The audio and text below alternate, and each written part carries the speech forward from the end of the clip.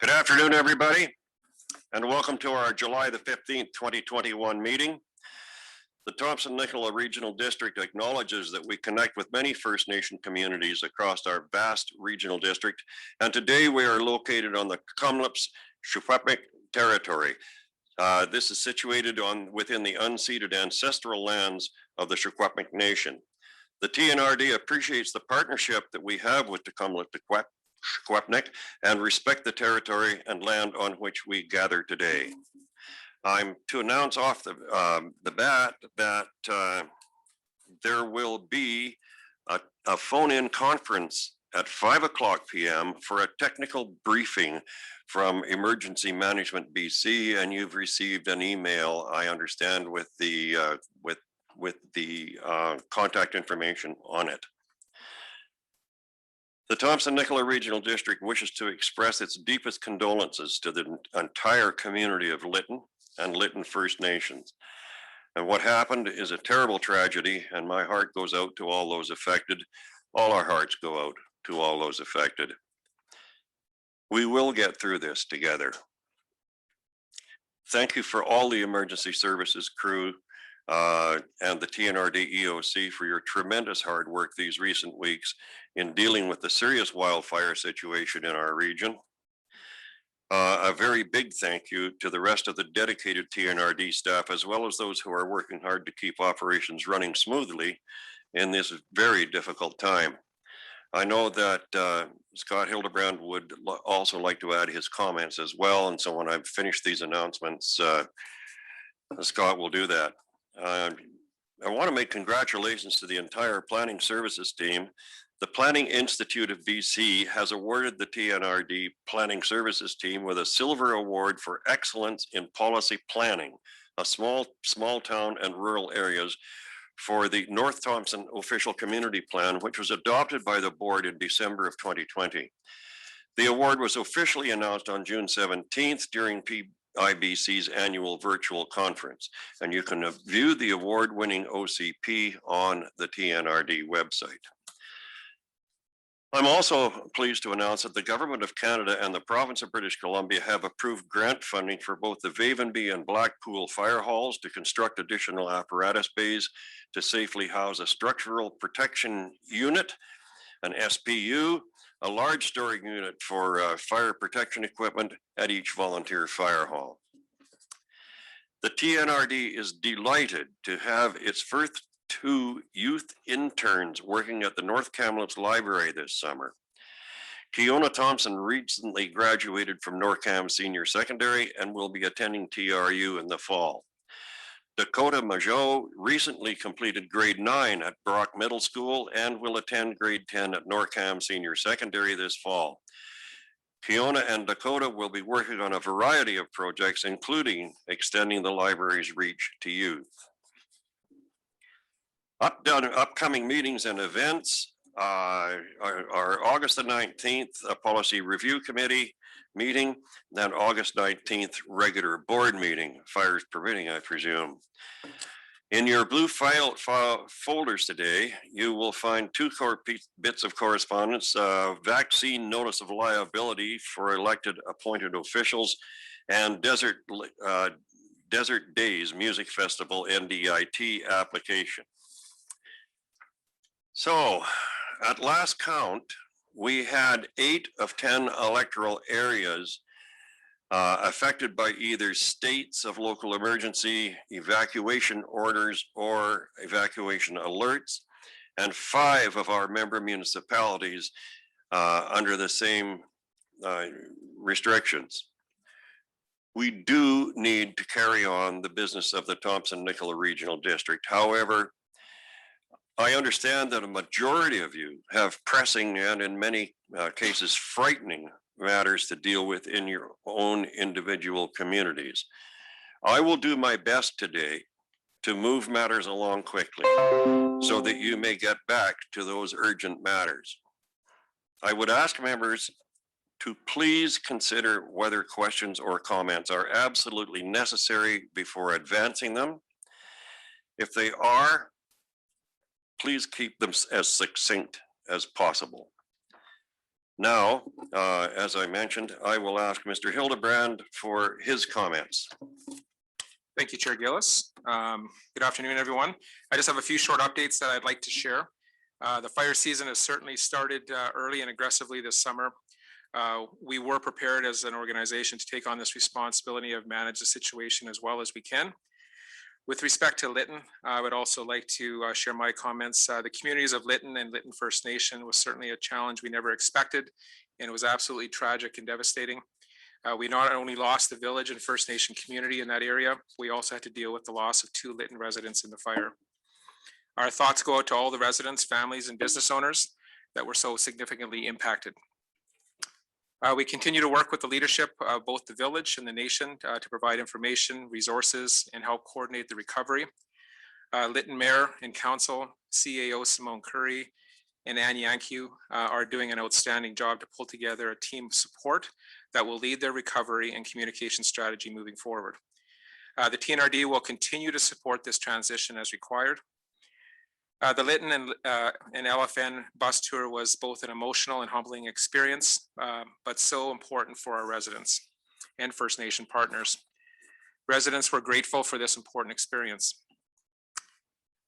Other impacted residents in the TNRD, we are also working very closely with our residents that were impacted from many other fires of note. Our focus has been with the people that have lost homes and structures. This is critical, and we are doing everything we can in cooperation with BC Wildfire to assess and communicate losses when it's safe to do so. To date, as of this morning, we have 876 properties on order and 2,359 properties on alert. Further on fires of note, we have been extremely busy and challenged with multiple fires all over the vast regional district. I have been keeping the board updated and aware of the situation through daily updates via email. The chair has also been busy as signatures are required for all evacuation orders, along with daily communication on alerts and situations that we are dealing with. I've been in contact with the electoral area directors that have fires in their specific areas, and have also reached out to mayors in the area to keep them informed. Unfortunately, the alerts and the orders continue to come in. I'd also like to just speak about emergency support services. A big thank you to our Kamloops partners at the ESS team. These folks are made up of volunteers from the area, including staff from the TNRD. Other ESS volunteers from other areas, including Mission, were also here helping to ensure evacuees are registered and provided the support they need during this stressful time. To date, we've had 1,100 evacuees registered at Mac Island alone. I had the opportunity to visit this center recently, and I know Chair Gillis did as well. Just to better understand the work that this team does. They are very professional, dedicated, organized, and compassionate, and are the faces our impacted residents see first during this difficult time.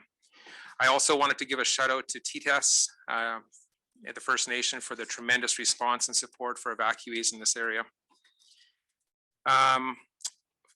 One final comment about the EOC, I wanted to say thank you to that team. Our TNRD emergency operation team has been fully operational for the last 2 weeks and is doing an amazing job. Under the leadership of Director Alex Kraus and Deputy Director Kevin Skrapnik, this team has been performing at a very high level. They too are very dedicated and motivated to provide this critical service among all the other staff that work in the EOC. Our tight communication with First Nation communities, BC Wildfire, EMBC, and all agencies and partners is what is making us successful.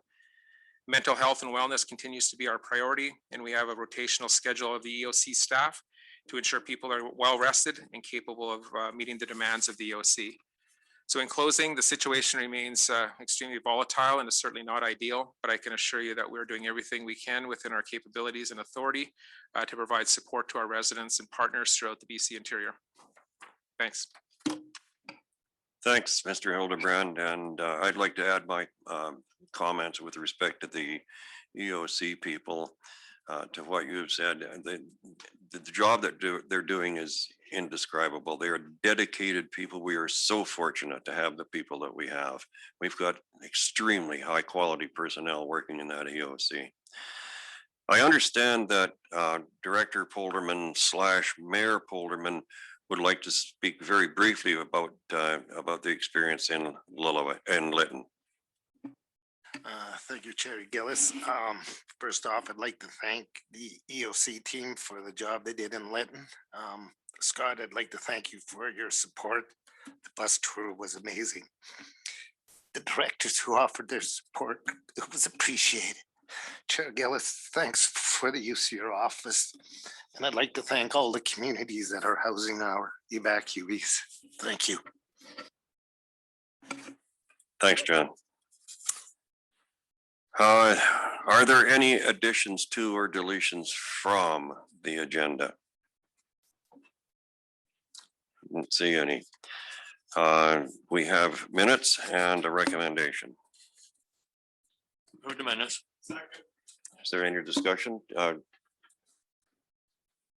don't see any. Then all in favor? Any opposed? No one's opposed. That's carried. Takes us to the public hearing minutes from June 17th, 2021.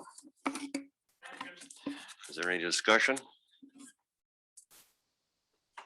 Don't see any. All in favor? Any opposed? That's carried. Delegations, we have a reconsideration hearing with respect to remedial enforcement action at 3556 Yellowhead Highway in Lewis Creek. And I understand that the owner is present and wishes to speak to us. Name's Lana Brown, and I'm going to tell you a little something about me. Right now, I'm living on $1,200 a month, and that's not very much money. But before that, I was working at the sawmill making good coin. Then I was in a car crash.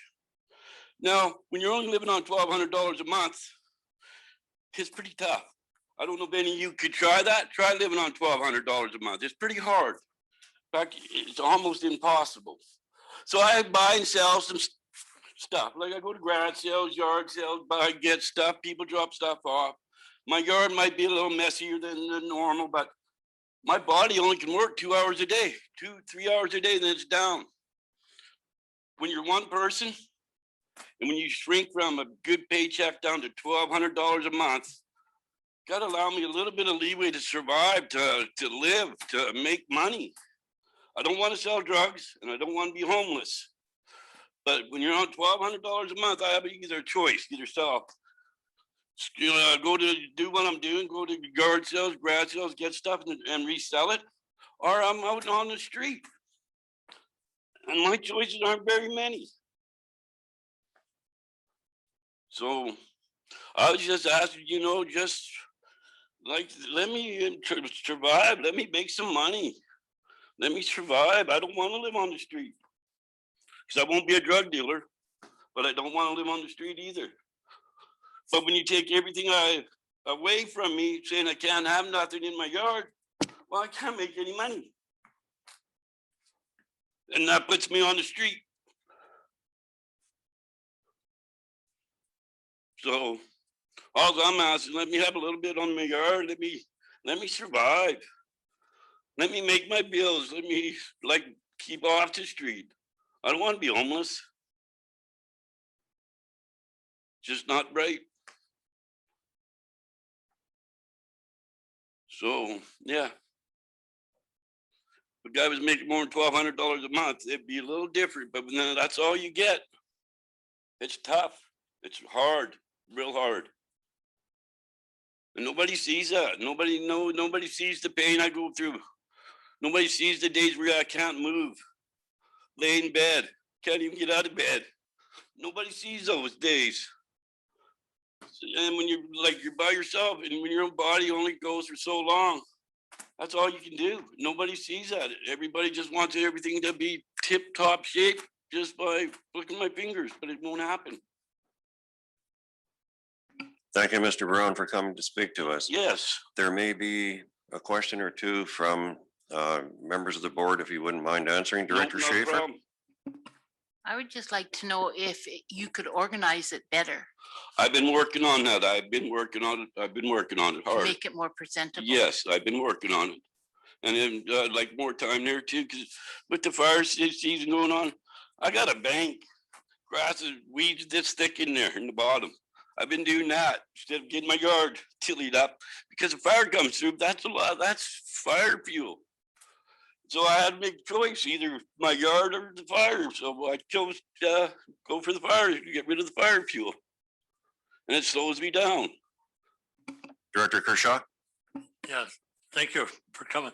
How much time do you think you're gonna need to get it cleaned up? Well, it's You just can't, about, it's no value sitting in your yard, so you should be getting rid of it. you know, there is value sitting in my yard because, you know, people come to my yard when they can't find something and they need something to come and buy it from me.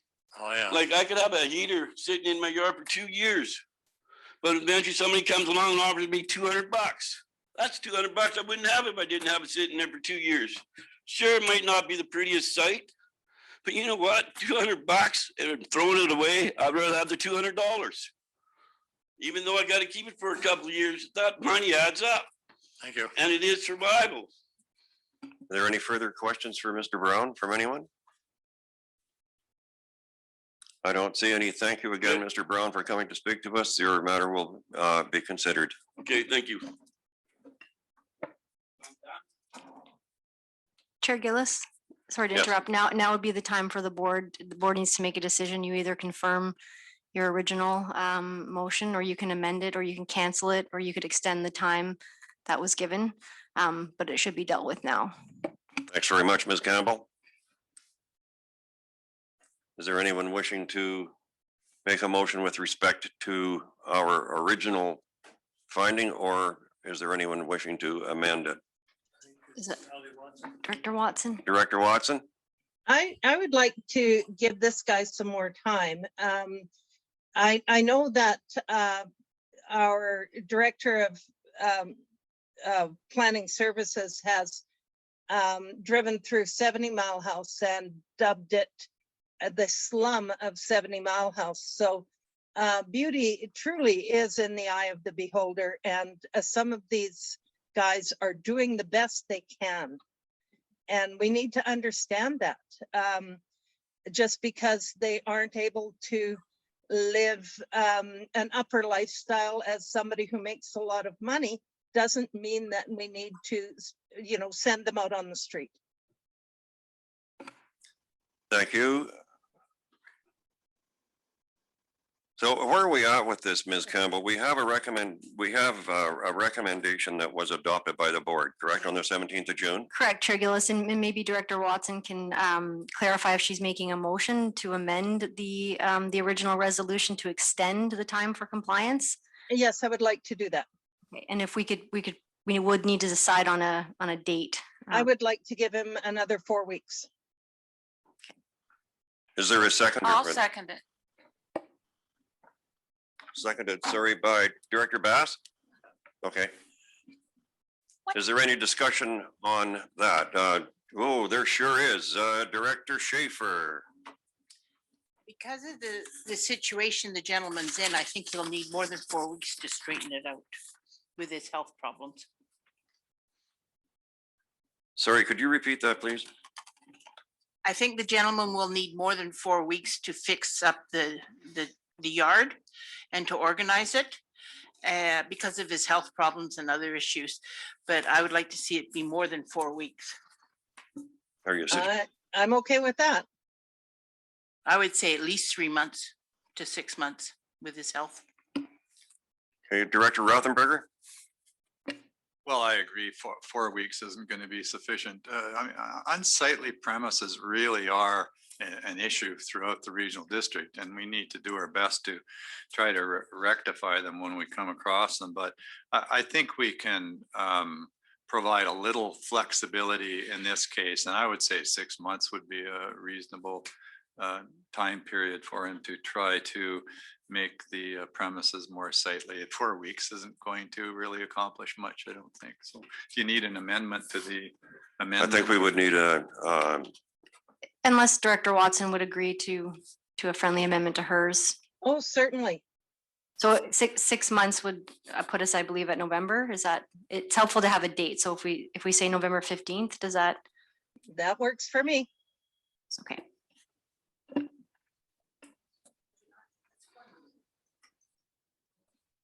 is Director Schaefer. Can we not also put in as an amendment that if it is not done within the 6 months, it automatically goes back to Is it a section 57? No, it's No. not a No. section 57. It's Untitled. an order that remedial action to secure compliance by July the 5th, 2021 to the TNRD unsightly premises bylaw be approved for 3556 Yellowhead Highway, Lewis Creek, BC, and that the cost of the remedial action, should it be necessary, be assigned to the registered property owner, whereby, if not paid by December 31st, 2021, these costs be assigned to the property as taxes and arrears. So I think that all that's happening here is we're amending that original recommendation to say November 15th, 2021. I'm incorrect with my month, sorry. It would be January. I need more coffee. Well, is there any other discussion? Mrs. Dilkova? So we're always cognizant of the season, and potentially by January, if there's snow and it's not cleaned up ahead, then that'll be impractical, and then that'll roll over into next year. And there are numerous properties adjacent to this. This is where the complaints are coming from. And there's a history of complaints. So I think while it's prudent to allow more time, this is the third round of complaints on the same property. So I think we're looking for some sort of commitment from the owner and a good solution, because nobody wants to continue these. But leaving it till December or January means you're leaving it till next year. Really, because of the snow. So at the moment, we have proposed amendment to extend it to 6 months. Is there any further discussion, or does anybody wish to suggest an amendment to that? Director Roden, Director Weiner saying after that. Hello, yeah, well, I was gonna say then, first of all, I was gonna say 4 months, 6 months is not November. What about end of October, October 31st? Presumably that's before the snow really hits, and it's 3.5 months. So I think that is possibly a doable time frame.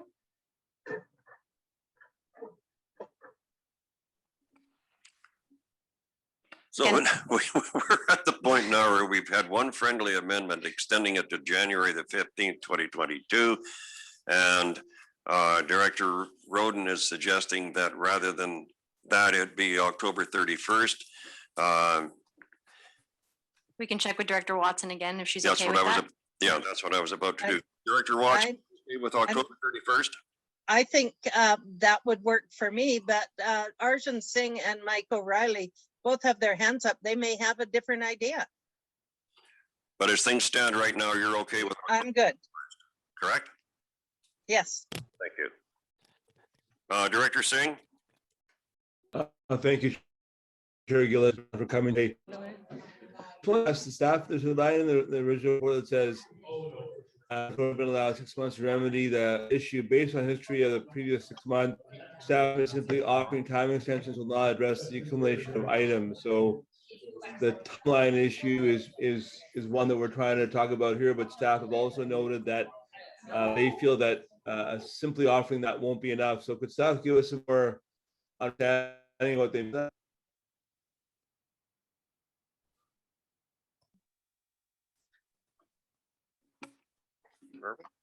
I'm guessing at what he said, but there is a line in the report where previously the property owner, Mr. Brown, has been given the past 6 months.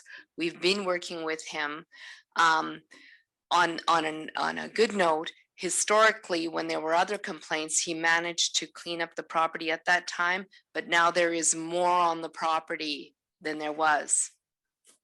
So again, it is totally at the board's discretion to pick a date, but staff believe that we'll end up in the same place in 6 months, hence the recommendation originally, but again, it's up to the board. So just, I'm sorry, my connection was unstable, Director Singh? Thank you, Mr. Chair. Is there anything beyond extension of time that would be useful for staff to have in terms of, kind of ruling to the commitment is kept? ultimately, this property is zoned residential. It's adjacent to a lot of residential properties in the manufactured home park, which are by and large extremely pristine. And a lot of those folks are also on limited income. I would suggest that Mr. Brown find a property that is zoned as a salvage yard or for the accumulation of these goods, and then store his items there. And conduct a business from an appropriately zoned lot that isn't surrounded by residences. We can try to work with him on that within the time allowed, if you'd like. Thanks, Mr. Dilkova. Director O'Reilly. Mr. Dilkova just answered my questions. Thank you, Chair. Thanks, Director Elliott. Thank you, Mr. Chairman. She answered mine in part too, but I'm concerned that we are making it so that it's difficult to live on that kind of income without having, if you have a special income through secondhand goods, then there must be some way that he can clean that property up enough to make the neighbors happy and still keep some of his income coming from that. And so maybe the staff would be able to work with him to clean it up so that the neighbors are happy. Thank you, Director Blackwell. Thank you, Mr. Chair. Normally, I would say just go ahead with the original motion because in Clearwater, we've had these that have caught fire and left people homeless. But just on that actual note, I am okay in this instance with delaying a month or two, simply because I think it's far too dangerous to be clearing land and clearing this stuff out of there. And I'm hoping that the neighbors are understanding of that at this particular time until we achieve a better position in this fire season. And that is the only reason that I would suggest extending this at any point. I don't see this ever going well any other way. Thanks, Director Blackwell. As things stand, we have that the recommendation amended to say that remedial action to secure compliance by October 31st, 2021 should be undertaken. Is there any further discussion on this? Director Rothenberger. Just a question, because I think the important thing here is that progress be shown, that there be a positive trend towards getting things organized and cleaned up. And so I'm wondering if at the end of the period, October 31st, you know, maybe he's not all the way there, but if he's showing good progress, getting things organized, because a property doesn't have to be unsightly to have a lot of stuff on it. You know, you can organize it and put it together in such a way that it looks tidy. But again, so if maybe he hasn't done it to our satisfaction at the end of that time period, can he come back, ask for another extension, and then we get an opinion from staff as to whether sufficient progress is being made to make that worthwhile? I would think that sufficient progress or partial cleanup is a pretty subjective thing, and I don't really know who's to say that. I don't think. Ms. Sadilkova, did you want to comment on that? I believe he can come back again if it's the board's pleasure at any time.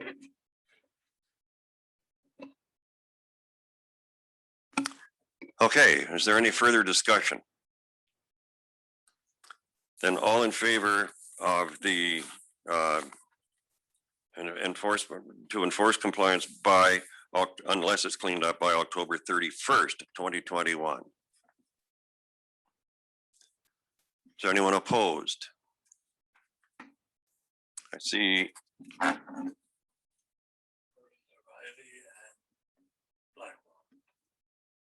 And Talarico?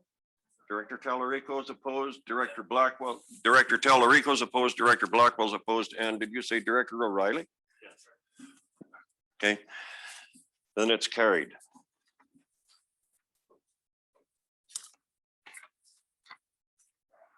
And I'm lost. There now.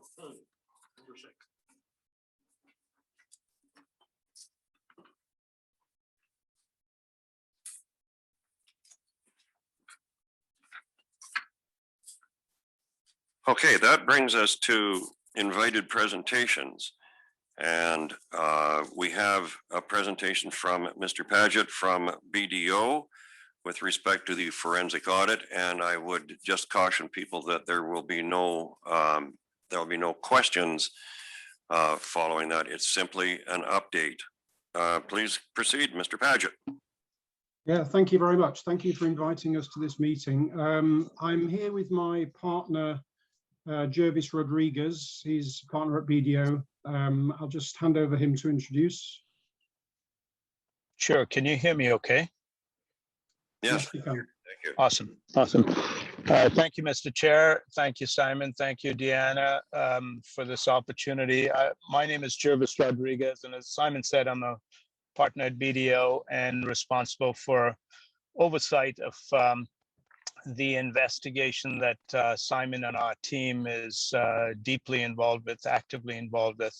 I do appreciate your time to provide some updates to the board at large, recognizing that obviously when we are in a sensitive matter and one that is under investigation, both with forensic experts, but also from a legal perspective, some of the specifics related to the investigation must remain confidential for obvious reasons. That said, I think Simon is going to give you an update. He was present at the last board meeting. Simon, I'll hand it back over to you, and perhaps I'll just close off at the back end. Yeah, thanks, Jervis. Okay, so yeah, great. Thank you for giving us the opportunity to give you this update again. A little bit of background about the nature of forensic investigations. Forensic fraud investigations are very different to auditing. In auditing, we choose a sample of a selection sample from everywhere in the books of account and check everything. But in forensics, we look for clues that lead us to the area where the fraud is more likely to be. So, you know, and the nature of it is that the more we dig, the more we look at, the more we see, and the more we find, the more questions we have, the more inquiries. So this is, you know, you kind of go in small and quite normal. It spreads out and gets larger than it originally was. Yeah, this is obviously very concerning where public money is involved, such as your organization. So let's kind of start by looking at the scope of what we were asked to do. We're looking at the expenses. This is the expenses submitted by individuals, both senior management and board members within the organization. We're looking at the controls and the controls surrounding those expenses. So that would include, you know, we have to understand the bylaws, any internal policies and procedures covering those expenses. Obviously, we can't determine that an expense is wrong, too high, too much, if there's no rules surrounding it. So we need to understand the control environment. That's within our scope. And scope also includes the time period. We are looking at the scope at the moment for that is 5-year period, 2015 to 2019. But of course, a scope of 5 years, it kind of extends to current. So it's 2015 to 2019. And also, you know, if anything comes to our viewing in the last year or 18 months, we'll include that as well. The timeline of the investigation. So we actually signed this contract with TNRD to do this investigation the 4th of May. We started on the 5th of May. We're now 2 months in. It sounds like a long time, but it's not a long time in the life of investigations. Some of these investigations can go on for a very long time as you find more. We do have a project plan, though, that guides us with this timeline. And our project plan tells us that we hope to be finished by this stage of the investigation by the middle of August. So if we start 5th of May to middle of August, that will be a 3-month duration, approximately. So you can see from that, we're about 2/3 of the way through this. So what do? We gather data, we gather information. This data is very useful for us. We have technology that we can put the data into, and the technology can help us. But so what is this data? The information we've got leads us to the accounting system, and we draw data from the general ledger and the financial statements and also the cash book. So we draw pieces of information, data. We draw data from individuals' computers. These are all in the ownership of TNRD. We can look at individuals' computers, desktops and laptops and find data in there. And also, quite often it's very useful to look at email. Email communication is another source of data. So what do we do with this data? We analyze the data, and we analyze data looking for anomalies. Anomalies are things that don't follow a normal pattern. Either they don't follow a rule or they are an outlier and don't follow a normal pattern. So I'll give you some examples of the sort of data we look at and some statistics. So if we look at the expenses, which is the bulk of our review, the expenses that are submitted by people in the organization, we've actually had a population of 785 expense reports that we've had to consider in that scope period of 5 years. And we use our electronic tooling and skills. We've actually reviewed and analyzed 350 of those. So that's just under 50%. There's reasons for that. You know, you can have a population of data and you can look at it all. But what happens really is once you've looked at the first few and you've got to 50%, anything you look at thereafter, there's going to be less risk of you finding something new. You end up repeating what you find. So our electronic tooling tells us this. It tells us when we've done enough. So at the moment, we're about 50% through the expenses review. We've also taken data from emails, as I've explained. Of maybe 40,000 possible emails that we could have looked at, we use keyword searches to let our software tell us, you know, which might be emails of more interest to us. You know, the subject matter in question, we can design keywords with management, and we'll look for just emails that are kind of relevant. So that knocked the 40,000 emails down to about 12,000 emails that our systems tell us we should be looking at that may be relevant to the investigation. We've reviewed 6,500 of those 12,000. That's nearly 60% of those emails.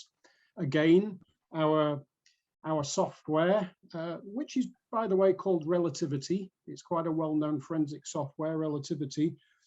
This keeps doing ongoing tests and telling us when we've got to a level of review that we can be satisfied with the conclusion. As I said before, if we keep going, we'll just get repeated items. So this is called an illusion test, and we're being guided by our software. This is normal in any forensic review. It simply makes a forensic investigation more effective and more efficient. It also helps us look at things like deleted emails. You can imagine deleted emails might be quite important to us. Well, it can help us look at those. It can help us look at duplicate invoices in the system. Simple example, you know, a fraudster, you've got 12 months rent to pay in a year in a business. The fraudster could very easily put a 13th invoice through. Well, our software would say, hang on, flag, flag, flag. There's 13 invoices. There's only 12 months in a year. There's something wrong here. Just a crazy example. But that's how our software works. Yeah, so the investigation consists of various stages. We are in our 2/3 stage, so we're just entering our advanced stage of the investigation. We're still compiling information. We are availing ourselves of evidence. We're still receiving documents to review. We're requesting explanations. We are and will be conducting interviews. And we're also defining possible further work. As I said at the beginning, the more we look at, the more we find we've got tangents going off in every direction. We need to now look at this, then we need to look at that. This is normal, absolutely normal. As far as an estimated end date, as I said, we're looking at the middle of August, and I believe Scott and Diana are maybe putting our report to you at the following meeting, which will be in September. So those are the dates we should be aiming towards.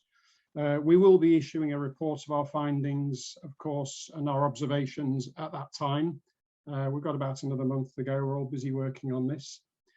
So I hope that's given you not just a bit of an update, but also a bit of insight into how forensic investigations work. So maybe I can just hand back to Jervis for some final comments. Sure, thank you, Simon. And having been around the block for about 33 years, 34 years, this is, as Simon said, normal. Investigations do sort of take a life of their own and a course of their own, but the technology that we're using is really good in terms of streamlining and focusing areas that we need to dig a little deeper and investigate further. So it's going well. I think you've got the timing from Simon. I do want to end with really a very big thank you to Scott, to Deanna, to Katie, and perhaps I've missed one or two other staff members at TNRD that have been very helpful in collaborating with us, in providing us whatever information we need, scanning documents if necessary, etc. So I feel very good about how collaborative it has been, and usually when that happens,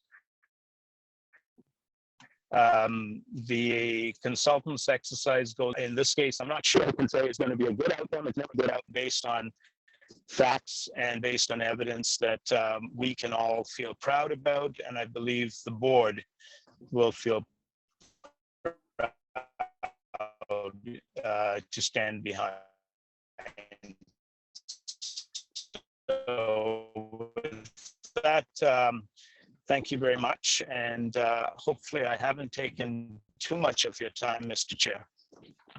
Not at all. We're grateful to you, gentlemen, for having brought us this update. It's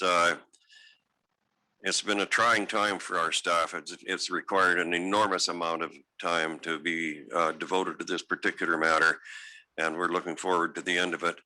But we will wait to see what you have to tell us following August the 15th and in September.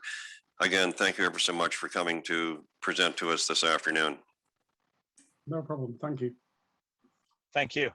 Bye-bye. Bye now. That takes us to bylaws. That takes number 7.1, noxious weed control service establishment amendment bylaw number 2752. We have two recommendations. Move recommendation 1. Director Blackwell. Is there any discussion? I'm not seeing any. All in favor? Move Anyone? recommendation 2. Any discussion? Seeing none, all in favor? Opposed, if any? I see no one opposed, Ms. Campbell. I guess we're good to go to 7.2. There's a report from the Director of Finance. With respect to the 2021-2025 financial plan, some amendments. There are two recommendations. Move second one. Move. Second. Moved in, the first recommendation moved and seconded. Is there any That discussion? didn't come out too well. Seeing none, all in favor? Any opposed? It's carried. Move number 2. Second. Is there any discussion? I see none. All in favor? Opposed, if any? That's carried. We have development applications by the dozen, it seems, and the first one is a development application for 3600 Meadow Lake Road, Meadow Lake, and there is a recommendation. Move the recommendation, Watson. Second thing.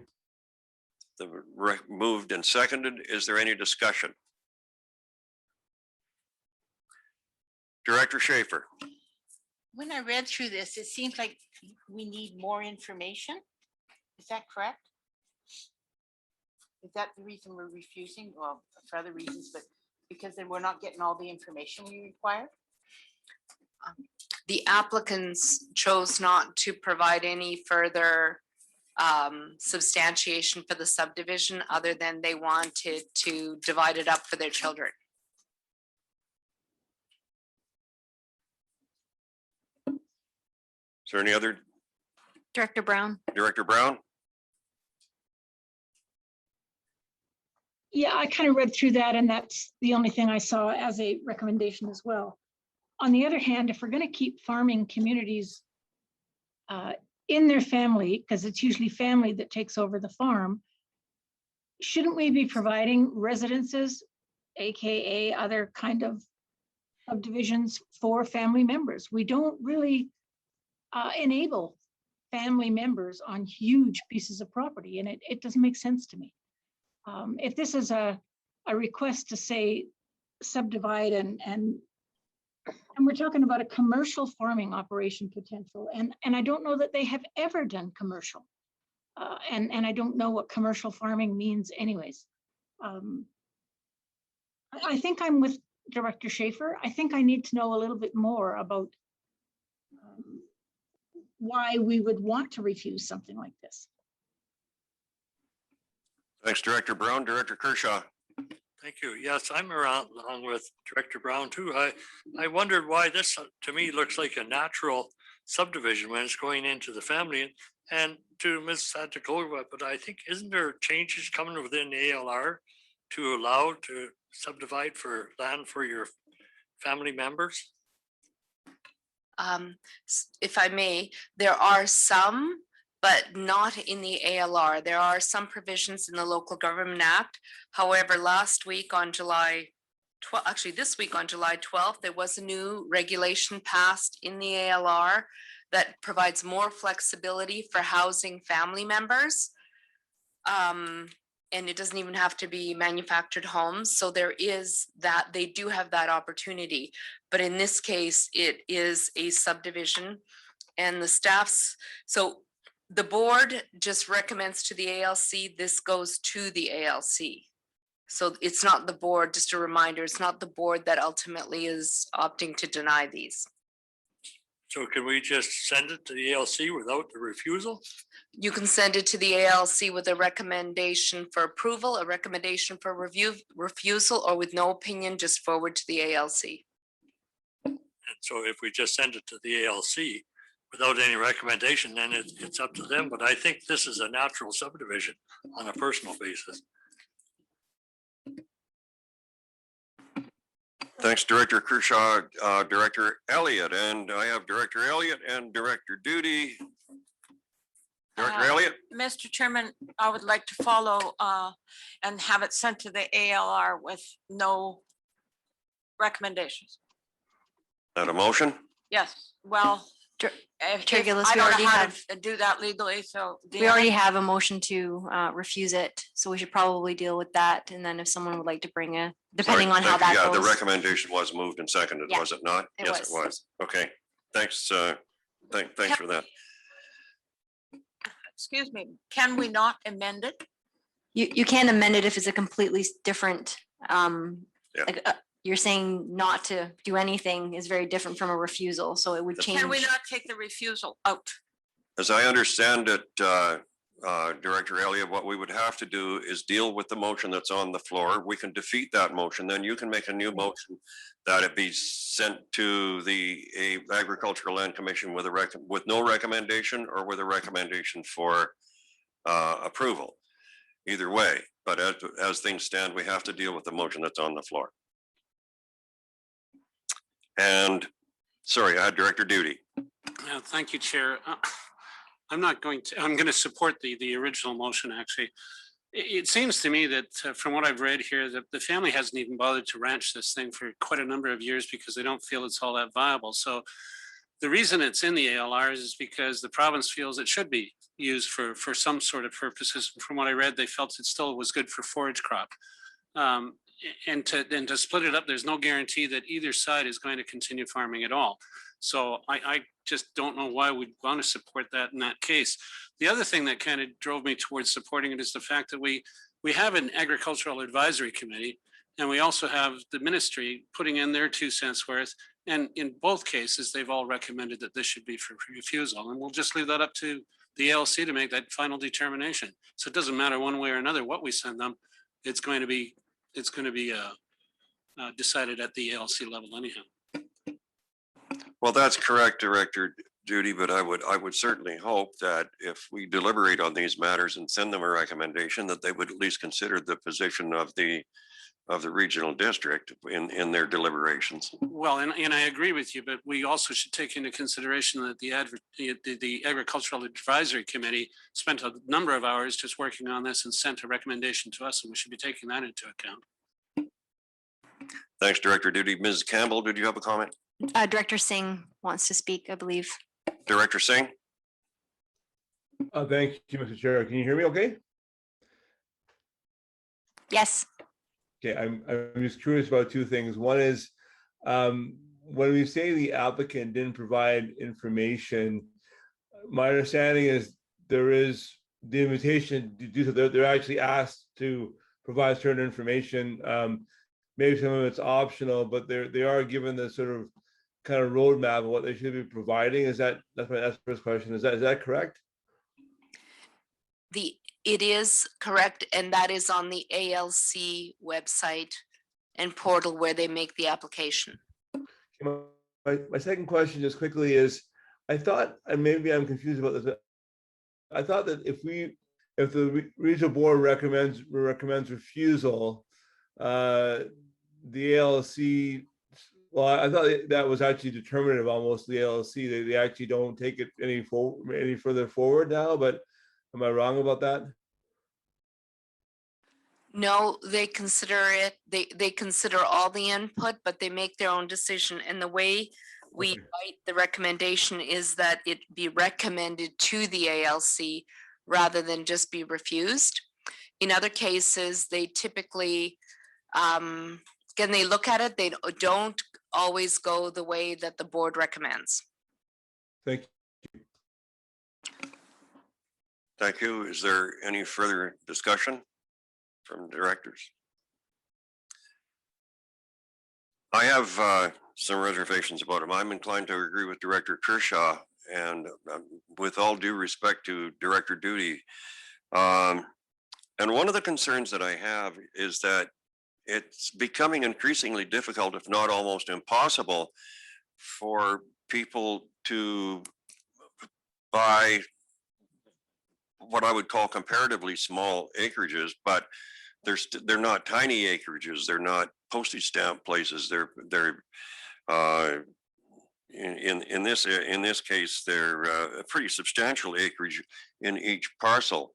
And there's a whole community of people who wish to find themselves a small piece of property and have a couple of horses or goats, for that matter, if their interest lies with goats, but small holdings where they can have a few acres around them. And it seems to me that we're making it almost impossible. We're seeing that this one, that there's another one coming up later that I have the same concerns with. And so I'm not altogether comfortable with refusing these, especially when they are of marginal agricultural value. This one perhaps a bit better than the next one that bothered me, but still, this one's not exactly class 1 land either. So I am going to vote against the recommendation.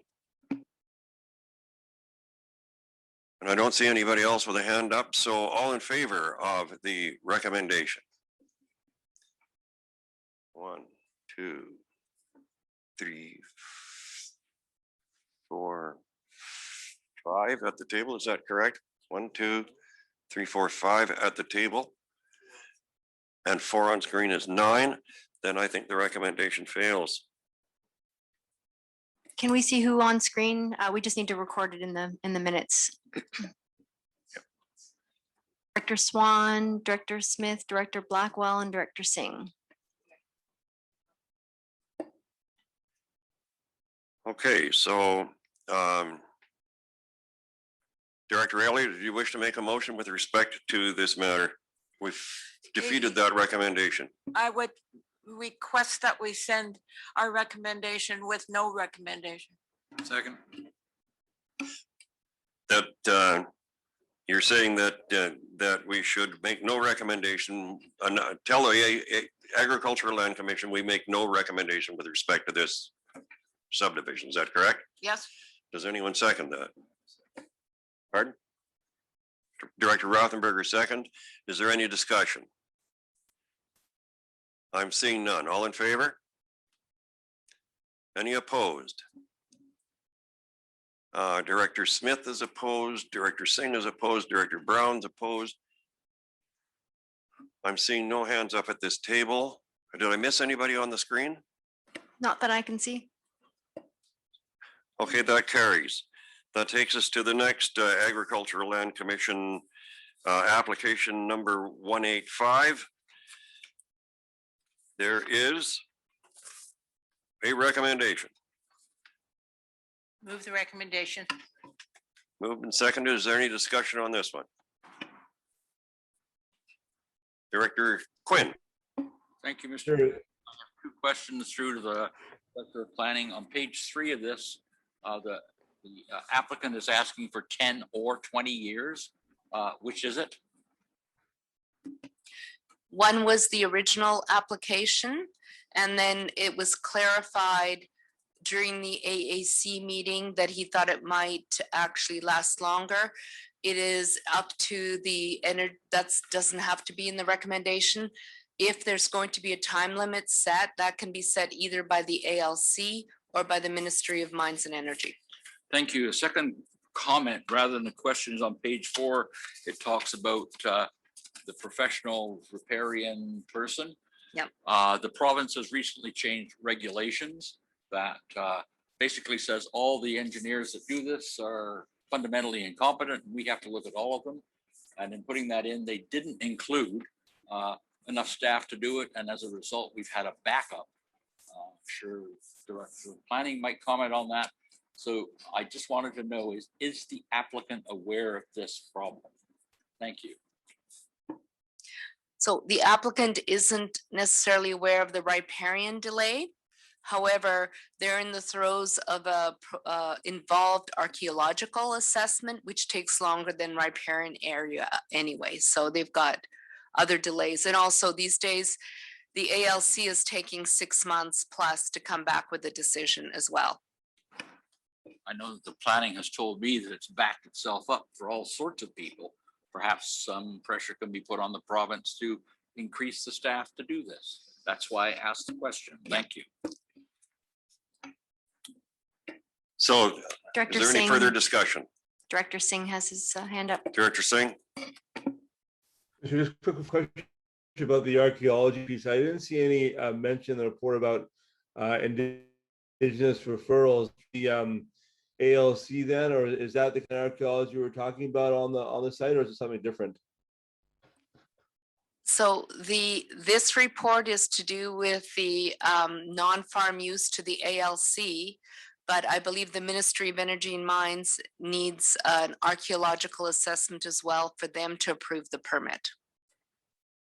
Is there any further discussion? Seeing none, all in favor? Is anyone opposed? I don't see any opposition. That's carried. So that takes us to number 8.3, ALR number 186, 2560 Edith Lake Road, Knutsford, BC. There is a recommendation. Move the recommendation. Is there a seconder? Second.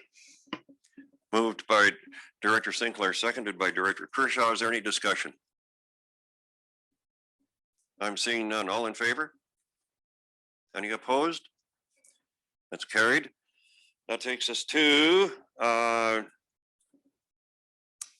number 8.4, which is ALR number 187. There is a recommendation. Move the recommendation. Moved and seconded. Is there any discussion? I'm seeing no hands up. All in favor? Any opposed? That's carried. Number 188, that's our 8.5 on our agenda. There is, if this is to do with the Poplar Road 70 Mile House, there is a recommendation. Move the recommendation to send this to the ALR with no recommendation? There is a recommendation for refusal, Director Watson. We'll have to deal with that one first, I think. And no, it hasn't been moved for Unless you're amending it. refusal. No recommendation. It hasn't been moved yet, Chair Gillis, so if Director Watson wants to take this moment to introduce a different motion, she can. Okay. And I am asking us to send this to the ALR with no recommendation. Second. Second the motion. Is there any discussion?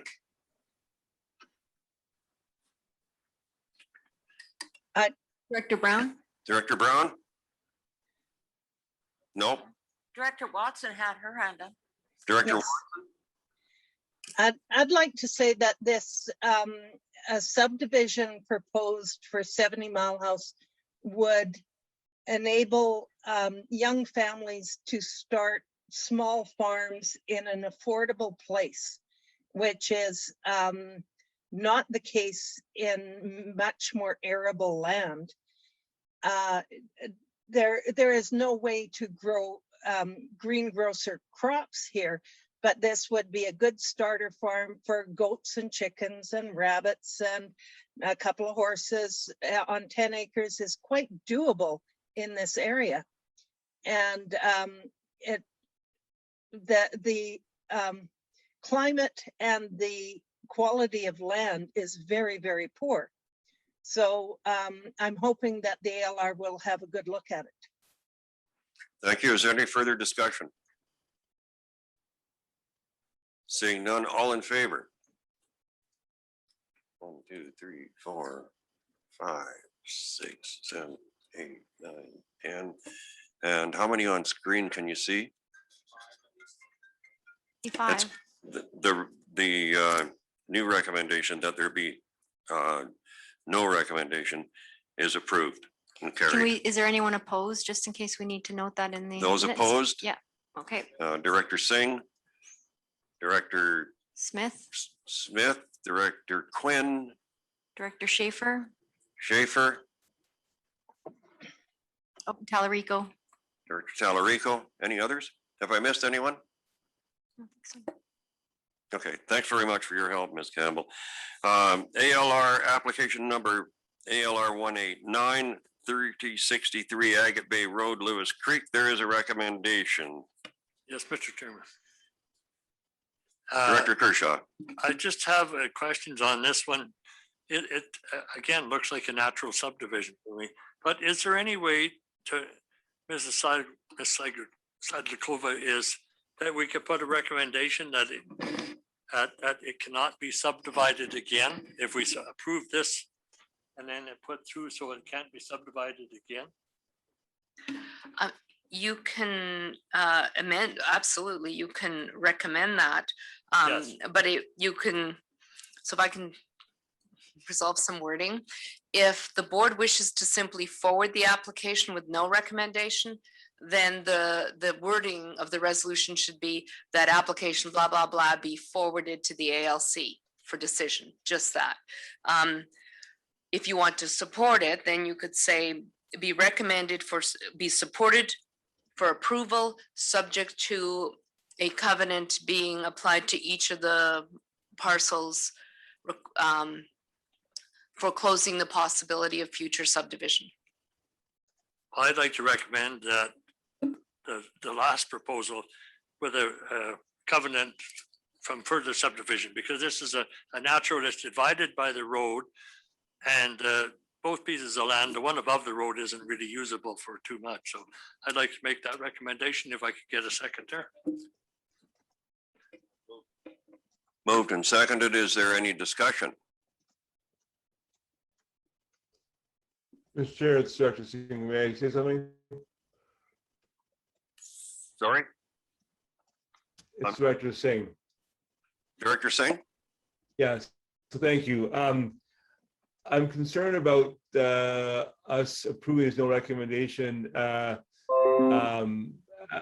of recommendations, because I think that we do have some role here in trying to help preserve agricultural land, and the land we have that we've been talking about mainly today has been land that needs bigger sort of land mass to be viable for agriculture. So, I think we should have subdividing different land. I mean, once you subdivide, then the further subdivision, even by removal of covenant down the road, becomes more. And so I support this either in terms of recommendation. I prefer the board go with recommendation that's come also from our agriculture as well, as far as I can, to say this is not a good idea to be recommending recommendation. We should, in fact, be recommending repeal. Thank you. Thank you. Is there any further discussion? I'm seeing no hands raised. So all in favor? 1, 2, 3, 4, 5, 6, 7, 8, 9, 10, 11, 12. And how many on screen are on favor? Yep. Okay, that is carried. And we should note who was opposed. Who's opposed? Director Singh, Director Tallarico. Director Smith, I think, is Oh, opposed. Director Smith. Yep. Thank you. That's it. 3 opposed. Thank you very much. That's carried. We're nearly through these, I think. ALR number 190. This is to do with the remedial work for the slide in the Fraser River, I believe. Is that correct, Ms. Campbell? That's correct, Chair Gillis, and I think Ms. Sadilkova has a little bit of an update on this for the board.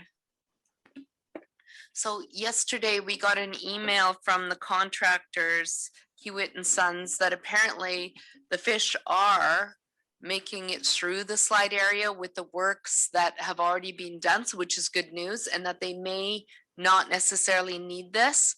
So at this point, because we're so far along the process, all the work is done. Just want to let the board know that, but it would be good to at least still, just in case something changes after the river levels go down or something, to at least carry through, and then the entire local government portion of this application could be done and unshelved should it be necessary. Thanks for that, Ms. Sadilkova. Is there? So moved. There is. Oh, that was quick. Is there a seconder? Any discussion? All in favor? Opposed, if any? That's carried. Temporary use permit number 555797 Clearwater Valley Road. There is a recommendation. Move the recommendation. Second. Any discussion? I see none. All in favor? Opposed, if any? I don't see any opposition. That's carried. Development and variance permit 3706 Monty Lake Road. There is a recommendation. Move the recommendation. Moved and seconded. Is there any discussion? All in favor? Any opposed? That's carried. Reports, Cache Creek Eco Depot construction contract. I'd like to remove the recommendation. Second. Any discussion? See none, it's kept. All in favor? That's carried. Opposed, if any. I'm sorry. Was anyone opposed? I didn't see any opposition. Thank you. It's carried. Scrap metal recycling services. Second. Moved and seconded. Is there any discussion? I have some discussion. I have a question for Mr. Vieira, because there is apparently a market value for scrap steel, and on the face of this, it would appear that we're paying to have it carted off when possibly we could be selling it. And I know that Mr. Vieira has an answer to that question, and I thought the board might be interested in hearing it. Thank you, Chair. Yeah, the value of the contract is set, I guess to explain it bluntly, is in worst case scenario market conditions. So the contract is set up that we pay a processing fee to the contractor for removing the metal. Then in turn, we receive revenue based on the current market conditions for the metal. And we budget, the last few years, we've budgeted and received approximately $100,000 in revenue from scrap metal. So that's after our costs. So it is a net gain in almost all scenarios. However, we set up the contract this way in the case that the market crashes like it did in 2008, 2009, where it actually did cost us to remove the metal. Thanks, Mr. Vieira, for that clarification. So it's moved and seconded, and is there any further discussion? All in favor? Is anyone opposed? It's carried. Takes us to referral file number REF 624, which is the telecommunications tower on River Road in Pritchard. There are two recommendations. Move number one. Oh, okay. So Second it then. Well, I'm not moving the motion or the recommendation. I just have a couple of questions before I decide. My first one is, how many homes were actually consulted with respect to this project? Chair Gillis, we should have Chad Martlett on, I believe. If you, Yes, I'm here. Can you? we can hear you, Chad, if you want to speak to that question. Who is? So, there were about 35 homes that were notified during the consultation. What was, sorry, the 45 homes? 35, sorry. Can you hear that? I mean, my concern about this is that although it doesn't seem like a very wide area of consultation around where the actual location of the tower is, and it would be of interest, I think, to the entire community there. But my second question is, how will it improve connectivity? There's no indication in the report as to exactly how that will happen, just that somehow it's going to improve things for residents in that community. And and I'll add my other question to it, was will the $12,000 a year revenue go toward reducing existing utility costs, namely water and sewer for residents? I can answer the first couple of questions. I'll let staff, I guess, answer the last one. But what's it going to do? It'll improve Rogers wireless services to the village area there, the surrounding roadways coming in, and a bit of the rural area around there. It's not a very big tower relative to most cell towers. This thing's only 20 meters tall. It's a pole with a couple of antennas on the top. So it's fairly, as cell sites go, it's fairly innocuous and not that visually disturbing. It's not a typical cell tower is probably about 50 meters, and it's a self-support tower that looks like kind of a hydro transmission tower. This is a lot different than that. It will also be providing high-speed wireless internet to the folks in the village there and any surrounding rural homes. So it's a big advantage that way to provide additional services to people out there that might not have a good internet connection. And you know, the whole development to the east of this site will probably rely heavily on that as well. So that's basically the benefit of or purpose of the cell site itself. It's very targeted. It's part of the provincial program for connecting BC. So it's basically to service underserviced communities out there right now. The province identified this as one underserviced community. Okay, thank you. Now with request to where the $12,000 goes, perhaps Mr. Ray could address that. Well, Mr. McCabe, I think, can maybe address that. Pardon? Tyrone address it. Thank you. The additional revenue will be going to the Pritchard water and wastewater utilities. And these utilities are underfunded, so it will go there. In the long run, it should keep the rates from going up more than they normally would. So it's just, it's additional revenue for the utilities that will be used for those two in that community. Thanks very much. Does that answer your questions, Director Rothenberger? Just a couple of follow-ups, Chair, sorry. So it's not going to be used to reduce the existing tolls for utilities, but it might prevent them from being raised as much as they would otherwise be. So I'd like, if we could make a notation of when it comes to raising the rates, then the next time that comes up, if we could factor in this $12,000 as to, you know, how much it is impacting the rates and how much it is keeping them down, because otherwise it's just going to get lost in the, you know, in the middle of the budget, and we won't really know whether that's true. But I also just wanted to say that Mascon's already there.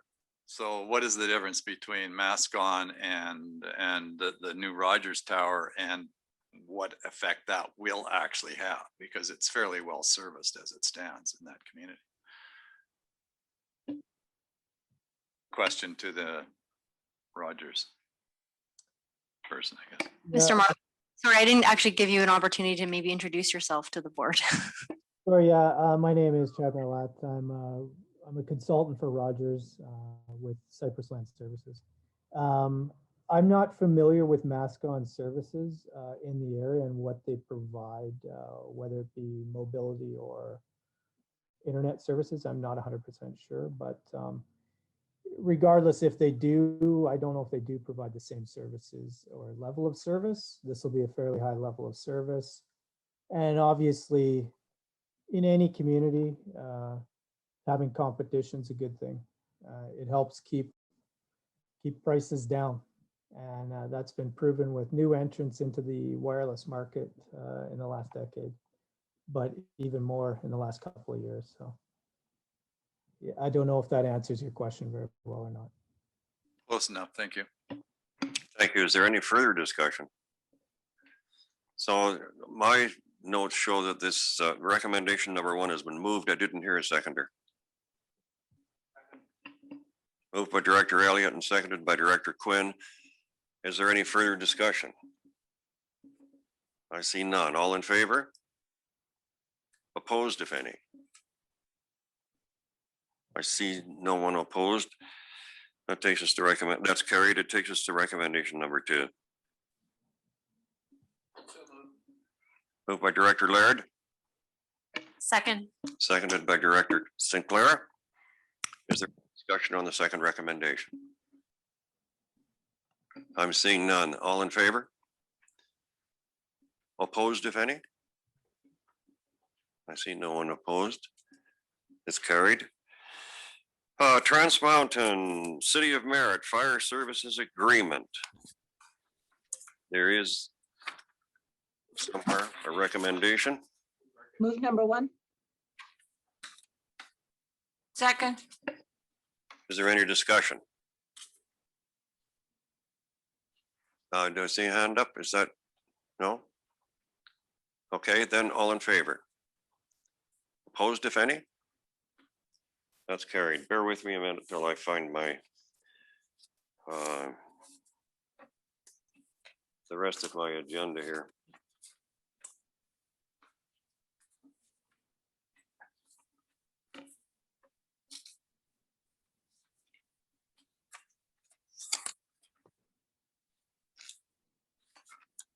Got so excited about the Trans Mountain or the steel recycling and all the money we're making that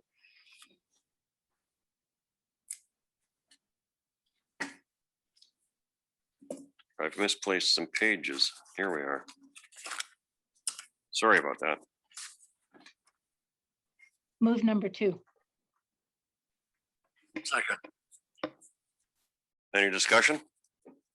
All in favor? Any opposed? It's carried.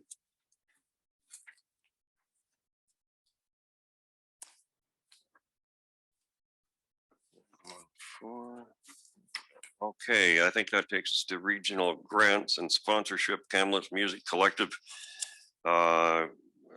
Society grant application. And there is a recommendation. Move the Director recommendation. Elliott. Before we move that recommendation, Mr. Chairman, do we not have a policy that says that they have to wait for the next board meeting? I'm not sure what you're driving at, and Well, if we have requests for funds, grants, etc., we had a policy that said we had to wait and that they would get their answer at the following meeting. well, we've already considered this at the previous meeting, and staff were instructed to ask for more information from this group, and the more information has been provided by staff or to staff and provided to us. It's in the agenda, and this is the second time around. Ms. Campbell. Chair Gill, I can speak to through to Director Elliott. So that was a previous policy when you would have organizations coming to present as delegations to the board and then requesting money. So the policy there was that you would make a decision at the next meeting. So we no longer have that. We don't allow organizations to come as delegations to the board seeking funding. We now have this regional grants and sponsorship policy with the 2 intakes where the board can make a decision at the meeting that it's brought to.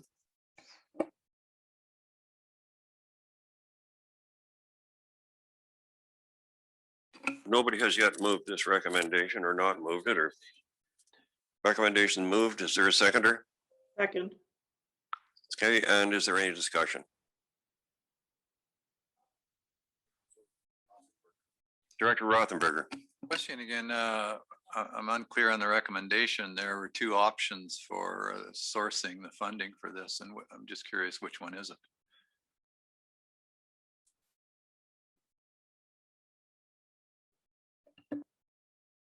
Mr. Ray, do you want to speak to that? I didn't think there was 2. Sure. I think I provided in the report an alternate option should the board not want to go with the original option. They've applied for the funding to come out of the regional grants and sponsorships. But if the board were not in favor of that, it could come out of electoral area discretionary funds instead. But the recommendation goes to the original application from the regional grants and sponsorships. Okay, thanks. It's just a bit fuzzy. It said consider approval, and didn't say what we're approving exactly. Thank you. Thank you. Is there any other discussion? Director Rain. Director Rain.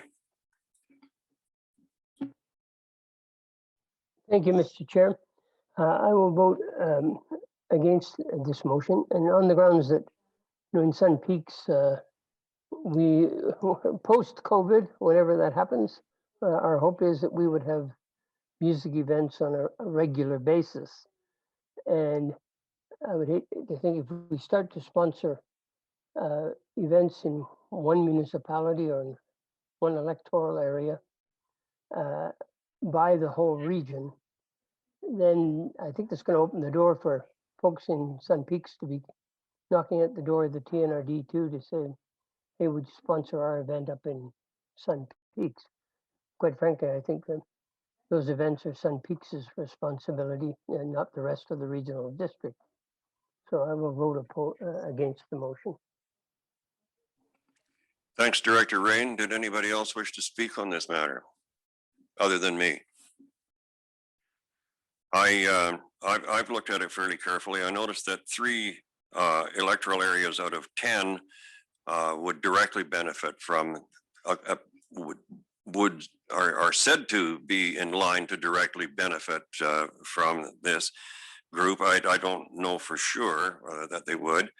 And I see that 2 municipalities other than Kamloops stand to directly benefit. That's 2 out of 11. And Kamloops itself has already contributed $5,000, I understand, to this group.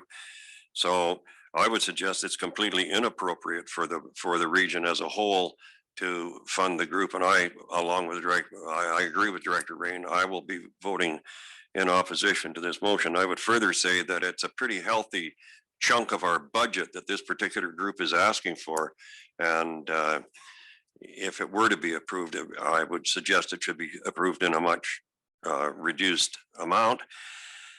And the other thing I would say is that if the directors in the electoral areas that are said to be in line to benefit from the activities of this group so choose, then they can use discretionary funds as Mr. Ray suggested and support the group that way. So I'll be voting against the recommendation too. Is there any further discussion? So the recommendations moved and seconded. All in favor? 1, 2, 3. Am I missing hands on the? Director Singh is in favor. Director Swan. So the recommendation fails.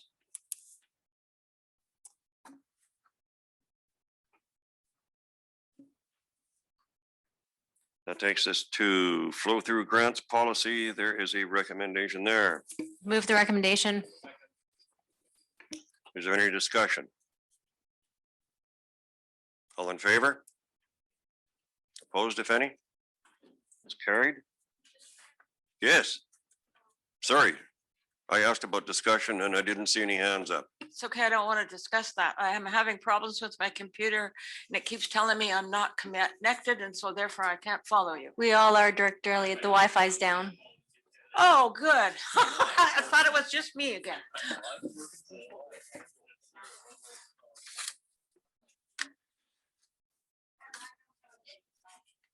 So I do.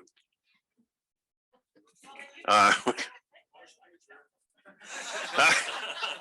lose pages from time to time, but I do have a paper copy. Did we? I don't think we voted on that yet, did we? The flow through policy? We did. We did vote? Yeah. Okay. That takes us to 9.1.7, which is the Loon Lake Community Hall NDIT funding application. There's a recommendation. Move the recommendation. Recommendations moved? Second. Moved and seconded. Is there any discussion? I don't see any. All in favor? Opposed, if any? That's carried. Building permit activity report. Move the recommendation. I don't see a recommendation. I think we just Move for information. Yes. moved, seconded? Moved and seconded. All in favor? Opposed, if any? That's carried. There Sorry, are Mr. Chair. matters to be brought forward. Oh, Director O'Reilly. Sure. Sorry, Director O'Reilly, didn't see you waving your hand there. Oh, that's all right. I'll do it a little harder next time.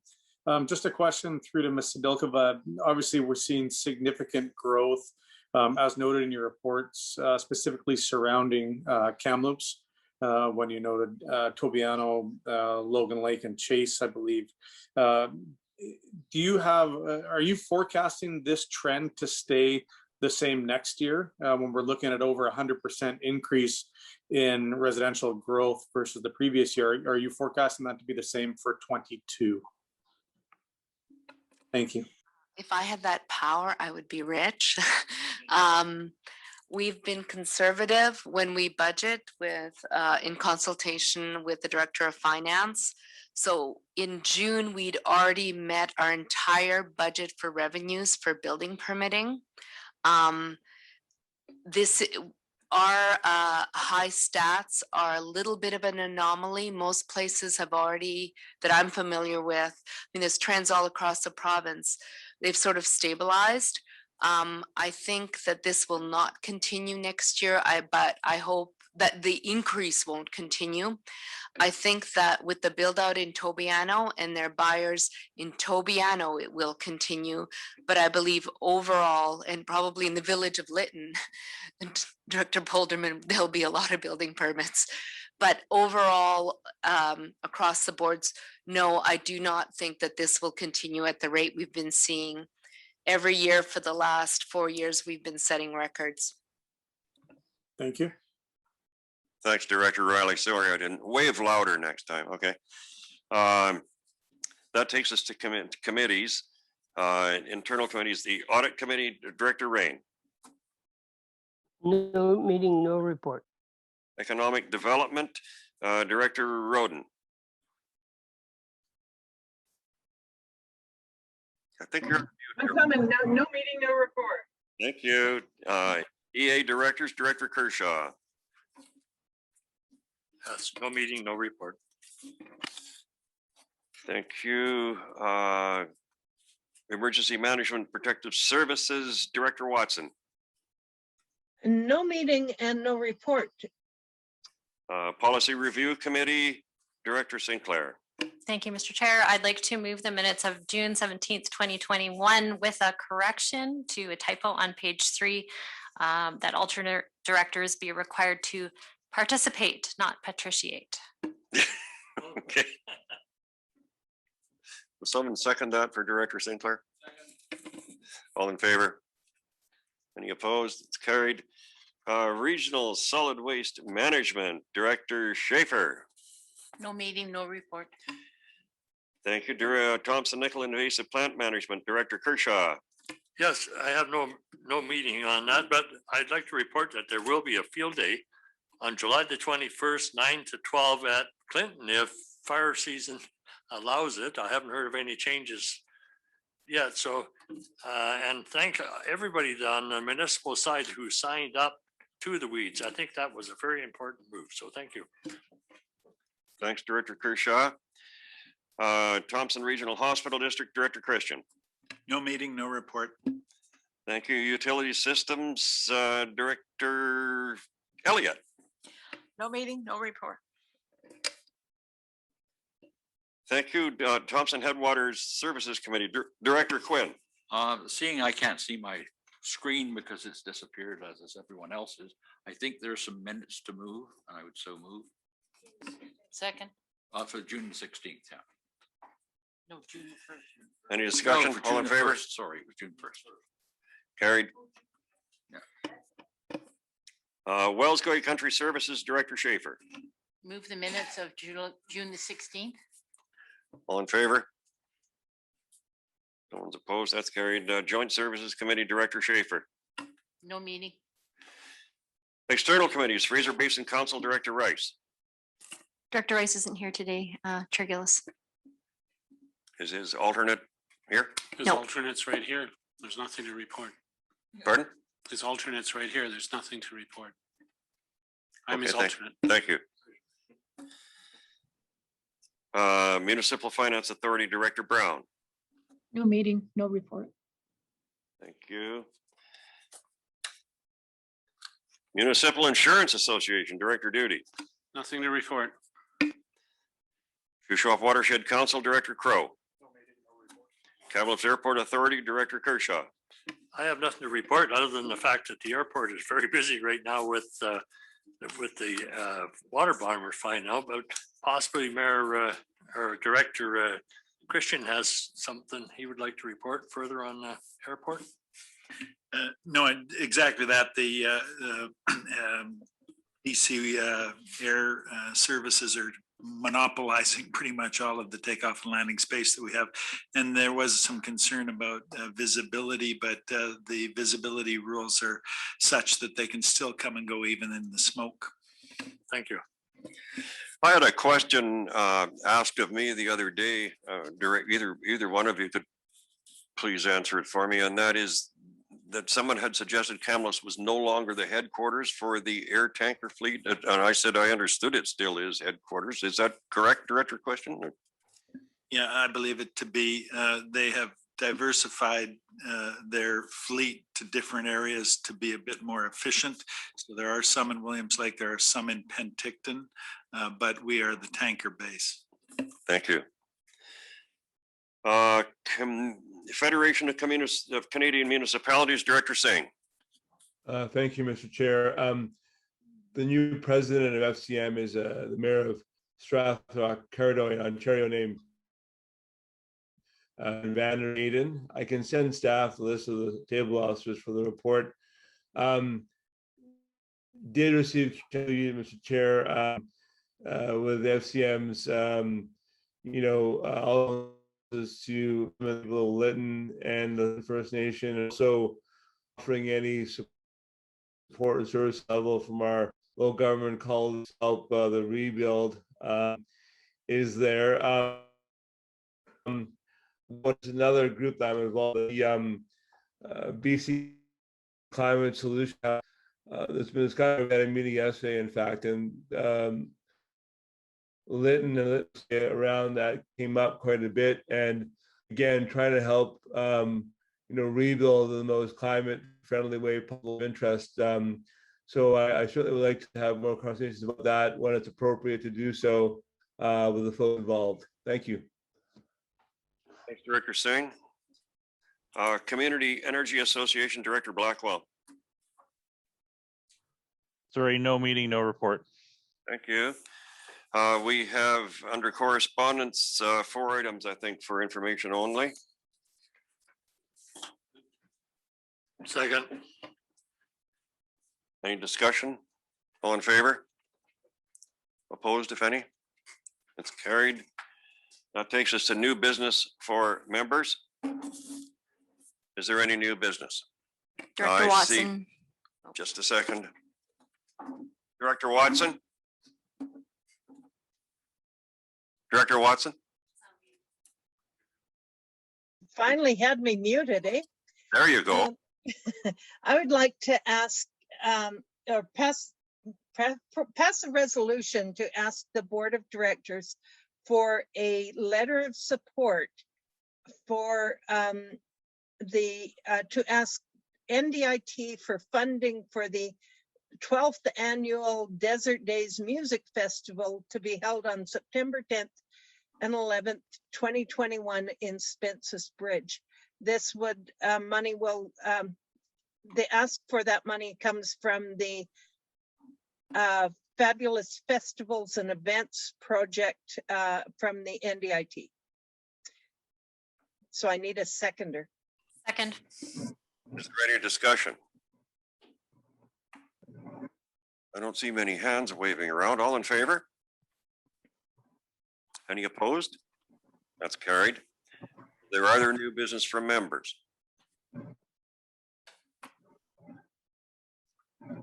Right, I see none. So that will take us to question period. Notice of motion. There's none. Question period. Is there any member of the public who wishes to raise any questions for the board? I see none. You see any, Ms. I Campbell? don't believe so, Mr. Chair. Okay, thank you. That means that we can, I'll accept a motion to move into a closed meeting. It is 3 o'clock. I think this closed meeting is going to be quite brief. So I would suggest that rather than taking our break, maybe we just continue on, plow through with our closed meeting. And Director Campbell, Ms. Campbell. Maybe one day. Chair Gillis, we should take a few minutes just because those who are on Zoom will have to log out of this meeting and log into a new Zoom meeting for the closed portion. Okay, fair enough. What do you say? 10 minutes? Yeah, Thank you. sure. But we'll just move the motion for the closed meeting though. Yeah. If we could second someone. Seconded. Director Rothenberger. Mr. Chair, can I just get clarification? When did we stop live streaming and was that a conscious decision? So I understand. So we aren't live streaming anymore. The public can only watch after the fact on Facebook? Nope, or they what- can what watch did you via mean? Zoom. Yeah, we have all that information on our website. So it was redundant to have the Facebook live stream because it was literally just putting the Zoom on the Facebook when the public can actually just directly go into Zoom and watch and participate. So we removed that step so the public can absolutely participate while it's happening on Zoom. And we did have members of the public in our open meeting earlier. Yeah. And then once it's ended, we also then post it for those who were unable to attend via Zoom while it was happening. All right. Hi, Director Roden here. I have to go because I've got another meeting that started 8 minutes ago. I'm just really concerned about going back into an open meeting and taking a vote on something that's this important. A, the public hasn't been notified and no one will be watching, and B, we've had some directors already go. Yes, I share your concern, Director Roden. Mr. Chair, it's Archie here. I'm wondering whether if there's a big interest in this, it also can be another special meeting because of interest, it would be probably better to kind of note, even a few days notice, have this notified. It's a pain for us all to kind of get together again, but if it's that important, I'm going to do that. This does seem like a little bit of a half a meeting in terms of public participation, or at least watching and the media being there, right? Just because of how it's been sort of how it was. So I would personally prefer if one of this to happen. We had a special meeting call. We had our CAO talk about some of the issues that he's facing, which he mentioned in the emails to us last little while, and we go from there. Mr. Chair, I'd like an opportunity to speak. Go ahead, please. Director Stamer here.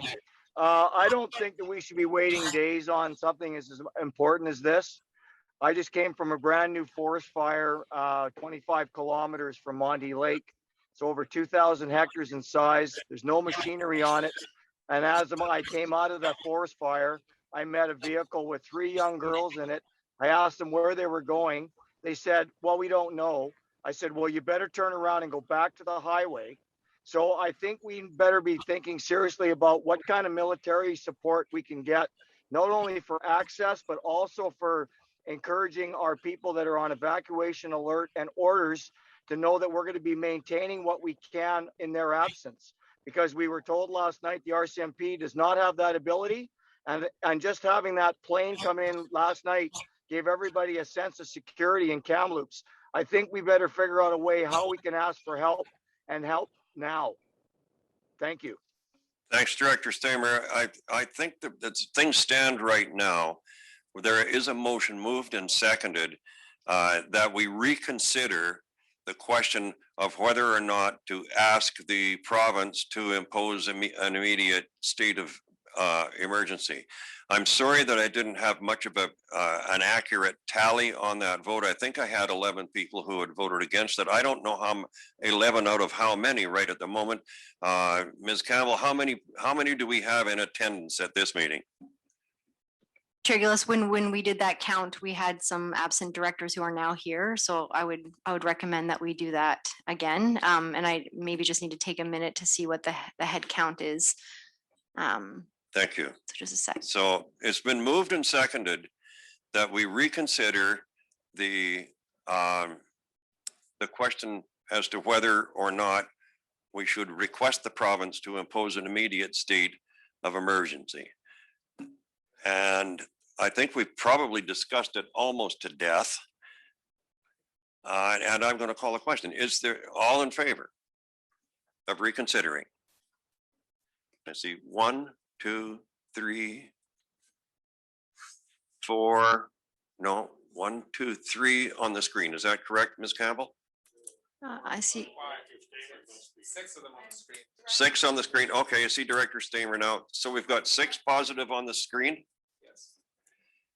And here, all in favor? There's 7 on the screen. Oh. Yeah, I believe there's 7 of us here. Okay. Oh, yeah. 7 and in here. All in favor here. 1, 2, 3, 4, 5, 6, 7, counting me. So that would be 14. There's 20 total present. There's 24 present. 20 present. So that is carried. We are going to reconsider it. So now that leaves us, Ms. Campbell, with do we need someone to make a motion that we do? Okay, would somebody wish to make a motion that we ask the provincial government to impose an immediate state of emergency? Mr. Chairman, I'd love to do that because half of area J is burning. I would love to second that. Who's seconding this? Second, O'Reilly. Mr. Rothenberger. Is there any discussion? Well, am I allowed to second because I voted in favor? Doesn't matter. Oh, it's okay. It's a new, yeah. Director Quinn. I'd like to move an amendment to that motion that the province declare a provincial emergency in the Thompson-Nicola Regional District. No. I don't think that can be. So I don't think that can be done. So Director They Quinn- either declare a state of emergency in the province or they don't, as far as I understand the legislation. So yes, just no. So yeah, you're correct, Chair Gillis. But when they declare a provincial state of emergency, they can identify jurisdictions and areas, but they wouldn't do that in their provincial state of emergency. It would be a provincial state of emergency, and then they would establish jurisdictions and areas within that. And I think Minister Stone spoke to that, or MLA Stone spoke to that at our special regular meeting, that they have the ability to do that. So I don't think we need to be specific.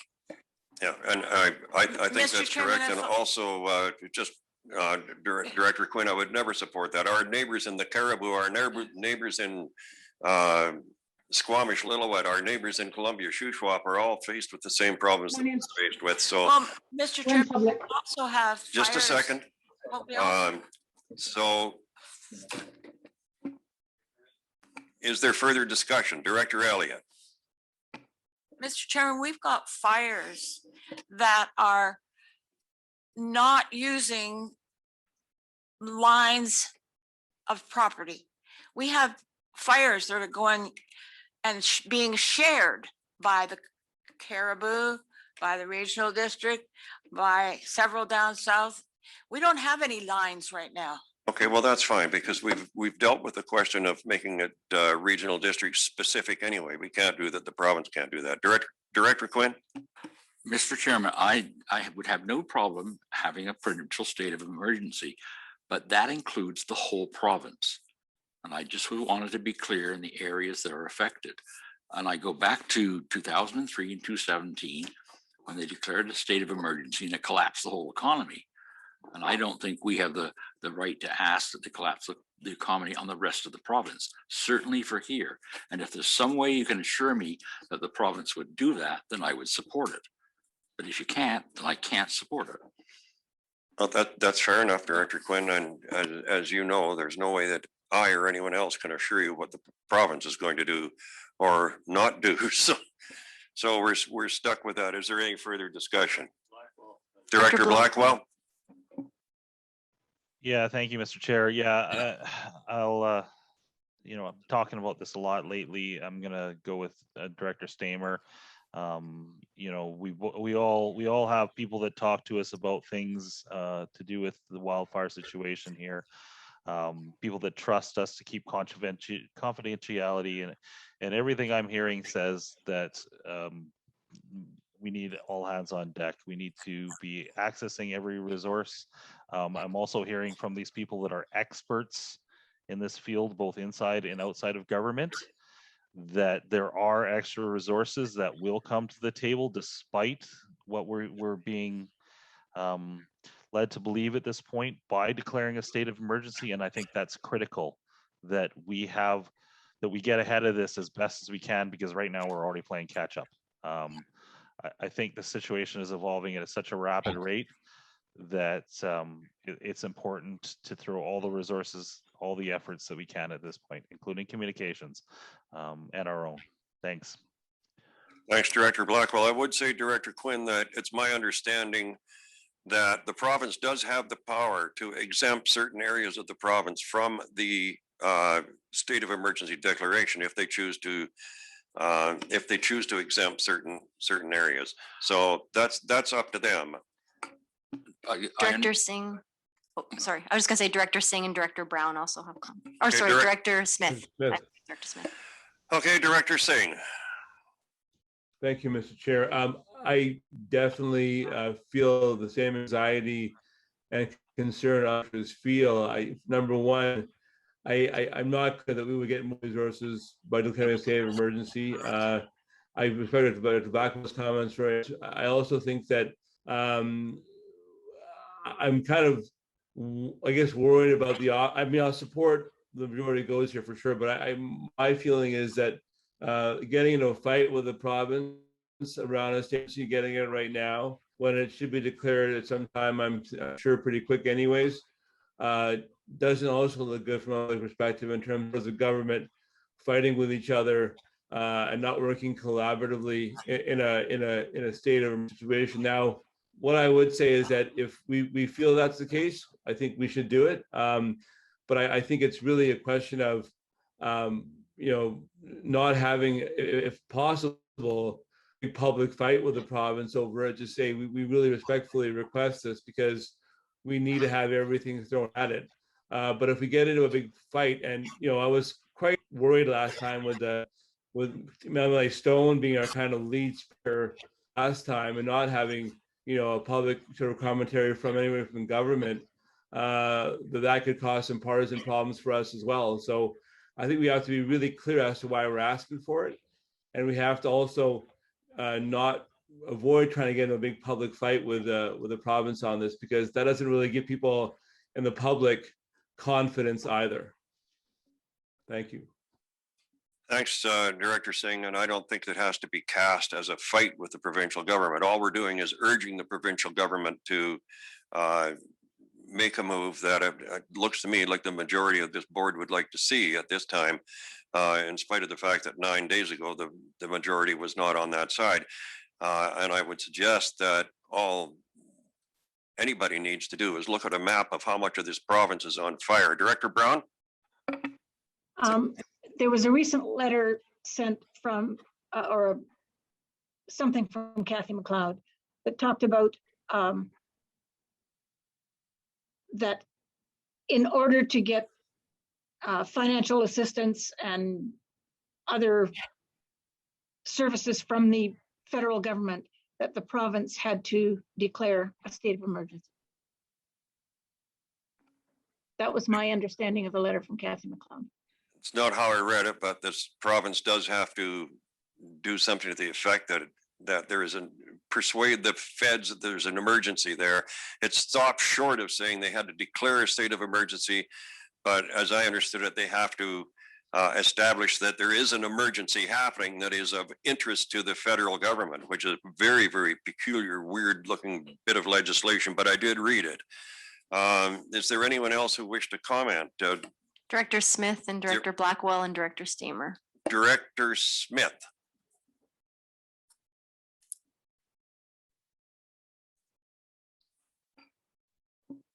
Are you muted, Director Smith?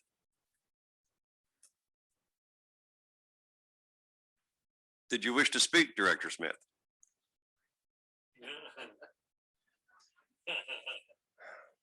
Well, we're not hearing you.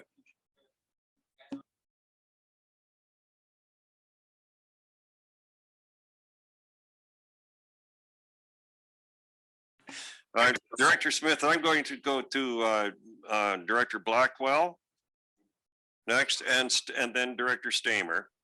Yeah. And then we'll come back to Director Smith and see if she's got some sound by then. Or if you wish, yeah, or if you wish, Director Smith, if you want to message me what your question or your thought is, if it's simple, I'd be more than happy to relay, but maybe somebody can get you on the phone or something as well. In deference to others on the board, we're at this particular time, we're elected to represent the TNRD on whole in our position as directors, but also our areas as well. And at this particular point, if we're representing the TNRD as a whole here, the TNRD needs a state of emergency. This is not about a fight with the government of British Columbia. This is representing and advocating for our citizens in their time of need. Without exception, almost, and I do hear some concerns from tourism industry and the like, this is what our citizens are asking for us as representatives to ask of the province to do. We can do that calmly, we can do that politely, we can do that as a suggestion as the elected officials of a large region of this province, but it's what they're asking us to do. Thank you. Thanks, Director Blackwell. Director Stamer. Thank you, Mr. Chair. I concur with Director Blackwell. I don't think a lot of people truly appreciate what's actually going on. And if you're in the bubble in Kamloops, even though we've got, full capacity with hotels and people that have had to be moved here, I don't think we need, the mom and pops to be pulling their boat down to Kelowna right now. I mean, we've already got a major highway that's already closed on 97. We've got 100-mile house on alert. We don't know where these people are even going to go because the province hasn't told us if we evacuate even where we're supposed to send our citizens. And I don't think that they truly understand the complexity of what's actually occurring when you've got people in Flynn Row that are telling us that they have no more capacity. None. Zero. Like I said, there's a 2,000 hectare fire burning out of control right now, just southeast of, or northeast of Douglas Lake. And there's nobody on that fire, not one piece of equipment. So I don't think people truly understand what's really going on. And trust me, I've been here. And so I don't think we need anybody to be playing games. I think we need a state of emergency. If the province wants to turn around and say a portion is safe and we can still get goods and services in and out, fine and dandy. But we're going to have a real problem here if we don't get any precipitation in the next couple of weeks. Don't be surprised if all hell breaks loose, because this is 2 weeks earlier than 2003. And where I just came from, there is no water anywhere, nothing. So I'm not trying to raise alarm bells, but we better get on it right now or shit's going to hit the fan. And yes, I know this is an open meeting. Thank you. Thanks, Director Stamer. I think we've got contact with Director Smith. Can you put the other one on mute? I might have to turn my, you know what, I have to go to a different room, sorry. I'm getting, I'm the one giving the feedback, I think. Sorry. You're good now. So I wasn't able to make the special meeting where this decision was made not to ask the province for a state of emergency. So I would just like to understand the downside. I'm sure this debate all happened at that meeting, and I'm sure there was good debate on both sides. So I'm just trying to understand what the downside would be. You know, because I think that from our perspective, we're having the same discussion here. You know, we've got a municipal campground, and if we get to a point where, you know, we're having to alert our citizens, we're going to be going to the campground and saying, sorry guys, you got to pack up. But you know, that just makes it that much more problematic when you've got people coming from other areas into your area that it's not necessarily safe to be in at the moment. So I was just trying to understand what the downside might be to having the province declare a state of emergency, or for us asking them to do that. Thanks, Director Smith. I don't think that I can answer your question, because in my view, and I've looked into this fairly extensively, I don't see a downside to asking the province to declare a state of emergency, but perhaps some other director would like to express an opinion as to what the downside is. Mr. Chair, Director Singh. Director Singh? Well, the discussion we had last week was really around the call we had initially with the ministers, who at that point said there was no added benefit to that point of asking for having a state of emergency, that all the sort of resources were flowing. Now, at that point, I think that's a different conversation, and Dr. Blackwell, Dr. Stamer, and others have, I think, made that point very, very clearly. But I think at that point, you know, the majority felt that I think that there was enough support coming, and a state of emergency was not necessarily something that was required. Things moved dynamically. Thank you. Did anybody else wish to comment on it? Director Brown?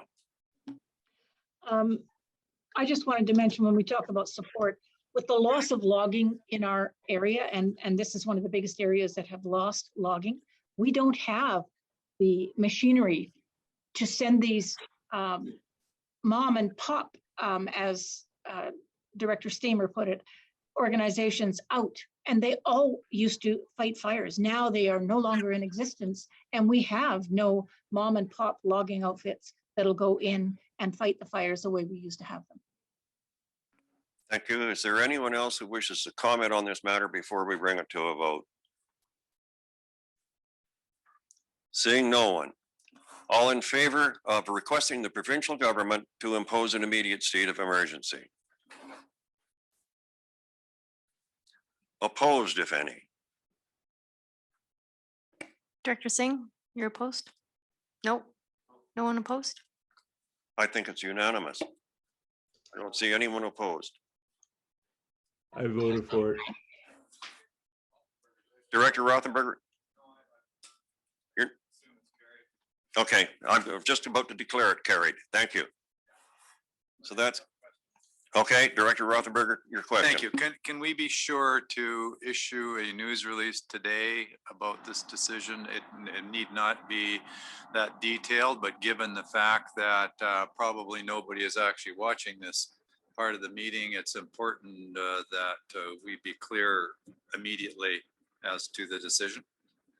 I'm sure that we can accommodate that. Yes, you bet. So I would be really happy to entertain a motion to adjourn. I'd be happy to have a motion to move adjournment, and thank you very much from the bottom of my heart.